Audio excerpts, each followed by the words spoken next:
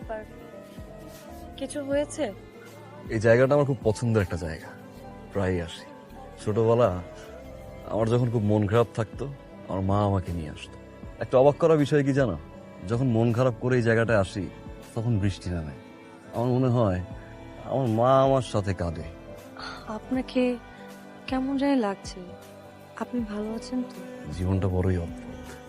এই অদ্ভুত জীবনে আমরা ভীষণ রকম মন্দ থেকেও ভালো থাকা অভিনয় করি, কারণ দিন শেষে সবাই অভিনেতা। কিসের জন্য ডেকেছে? আমি আজকে মুক্ত, এই খোলা আকাশের মতো মুক্ত, আকাশের নিচে মুক্ত আমি। অবশ্য সেটা আমি চাইতামও না, শুধুমাত্র বাবার কারণে। বাবাকে অনেক ভালোবাসি তো, যা বলেছে সবসময় তা করেছে। যখন দেখলাম আমার এই বাবার সাথেই তার এই ধরনের ব্যবহার, আমি আসলে পারিনি তার সাথে ভালো থাকতে, ভেঙে দিয়েছি।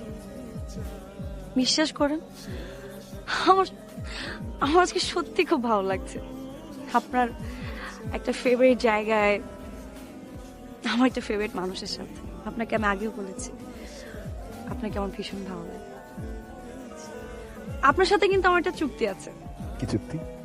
আমি যতদিন পর্যন্ত পড়াশোনা শেষ না করব, ততদিন পর্যন্ত আপনি আমার জন্য ওয়েট করবেন। আর যদি ওয়েট না করেন সমস্যা নেই, আমি ওয়েট করে থাকবো। সারা জীবন অপেক্ষা করতে রাজি আছে। হয় পারে, না হয়েও পারে। একটা রিকোয়েস্ট করবো, হাতটা একবার ধরি।